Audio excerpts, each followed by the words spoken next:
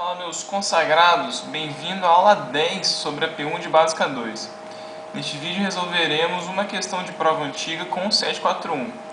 Vamos sempre assumir esses roubos aqui, esses roubos fenomenais. Se a resistência for maior que 10K ou próxima disso, a gente vai considerar o circuito aberto. Se tiver corrente de base, a gente vai considerar desprezível, perto de zero. E a tensão de base emissor dos transistores a gente pode considerar como 0,7 sempre, ou usar essa fórmula aqui para o modelo não ideal, mas a maioria dos casos vamos usar 0,7 como queda de tensão. Lembrando também que o material está na descrição e que vocês têm que lembrar os roubos que a gente vai usar aqui. Sempre bom ter em mente. Mas por onde começar, né? A primeira coisa que você deve enxergar no circuito desses é onde a corrente de referência, onde é que ela está. No caso do 741, a gente vê essa configuração aqui na questão da prova, bem no canto esquerdo. E isso já dá uma dica de como a gente pode se organizar para resolver a questão.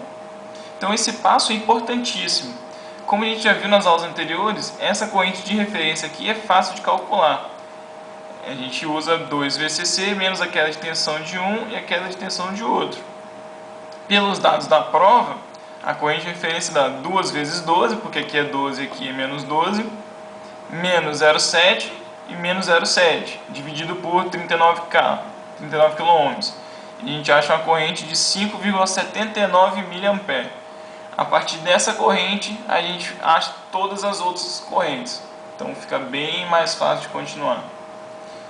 Seguindo para o próximo passo, o segundo passo, devemos encontrar espelhos acoplados aos transistores anteriores. No caso da questão, temos Q10 e Q13. Esses dois são os que diretamente estão ligados aos primeiros transistores que a gente acabou de apresentar. Existem outras fontes e outros espelhos também, como o conjunto Q9 e Q8 e também o Q5, Q6 e Q7. Eles estão em conjunto lá fornecendo outras correntes para outras polarizações.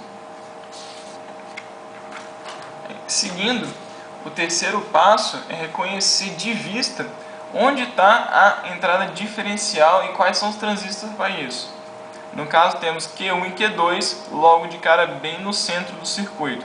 São esses dois que são responsáveis pelo ganho diferencial no início. Temos o quarto passo, que é ver se há configuração cascode, que é a configuração de base comum, ou seja, os dois transistores estão ligados à mesma base com uma tensão aqui de polarização qualquer. A gente vai ignorar por enquanto. Essa configuração serve para aumentar a resistência de saída das fontes e aumentar o ganho consequentemente. Então é uma configuração muito importante de se saber. Em seguida, temos o quinto passo, que é ver quais transistores estão em feedback, ou seja, a base de um está no coletor do outro, meio que formando um loop, que é bem importante essa palavra, é loop. Eles têm que estar um em conjunto com o outro. No caso temos o Q15, o Q21 e o Q23. Esses daí não deixam que o circuito dispare, tipo, corrente muito abrupta, ele sempre mantém o nível mais, vamos dizer assim, mais estável. É sempre bom identificar. Aí você veja também, continuando o mesmo passo, quais são outros estágios de amplificação. A gente vê no canto ali o Q16 e o Q17. Eles servem para amplificar o sinal também. Só que eles operam sem necessariamente um espelho de corrente, nada. Eles são de modo comum. São os que a gente viu em Básica 1. Em seguida, vamos ver o sexto passo, que é achar a saída do circuito. Lá costuma ter algum amplificador classe B ou AB ou algum transistor em configuração de seguidor de tensão ou buffer de tensão com ganho de tensão igual a 1, com alto ganho de corrente.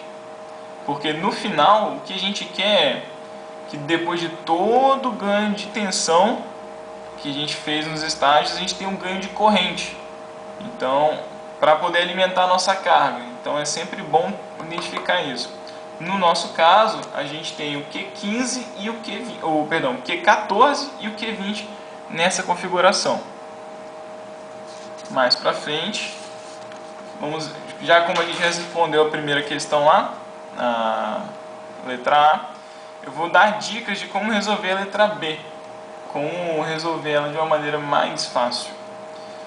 Primeiro, a definição de resistência de entrada é se você aplicar uma tensão de entrada e uma corrente de entrada e fazer a razão entre os dois.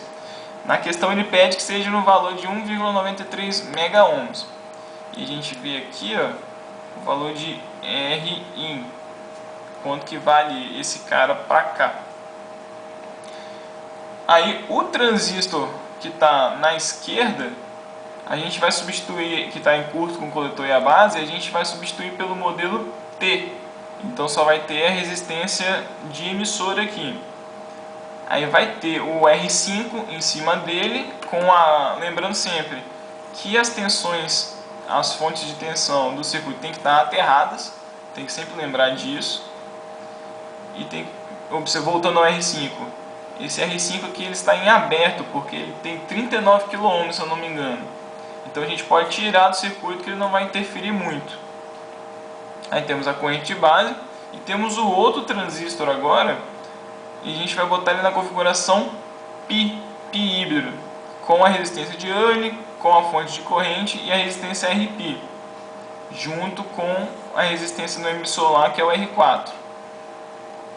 Portanto, a gente já tem a configuração de como calcular as resistências, as correntes, fazer um circuito equivalente usando essas fórmulas aqui, esse cinto de fórmulas aqui é bem importante, e usando essas equações a gente consegue, também as nossas práticas de circuito 1, como resolver esse circuito meio feioso a princípio, e achar um valor de R4 que satisfaça esse valor aqui para resistência de entrada. Como falei anteriormente, Q19 e Q18 são transistores que servem para reduzir a distorção de crossover causado no modelo AB, no amplificador de classe AB. Ele serve para fornecer a tensão de mais 0,7 volts e menos 0,7 volts para a base dos transistores, no caso Q14 e Q20, para que o sinal de saída não seja distorcido. Eles estão ali para polarizar esses transistores. Agora, em seguida, o Q15 e o Q21 são transistores de proteção. Eles servem para proteger o circuito caso haja grande variação de RL, ou seja, foi aterrado, deu um curto-circuito na saída, a corrente fica muito alta.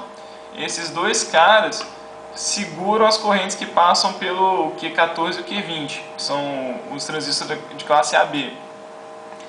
Porque a base de um, a entrada de um, está ligada na saída do outro, nos dois lados. E isso configura uma realimentação negativa, claro, se a corrente de um sair da corrente do outro. Se um aumentar, o outro aumenta, só que esse aumento faz o outro diminuir. É meio confuso, mas é assim que funciona. Se a corrente de um aumenta, a do outro aumenta, só que esse último aumento de corrente faz o primeiro diminuir. Então ele mantém estável a configuração de realimentação negativa, que nem a gente está vendo em análise e modelagem de sistema dinâmico. Se esse cara aumentar, esse cara aumenta e faz ele diminuir. Então deixa o ganho bem estável. Então, meus consagrados, é isso. Na próxima aula veremos mais questões. Então, até a próxima.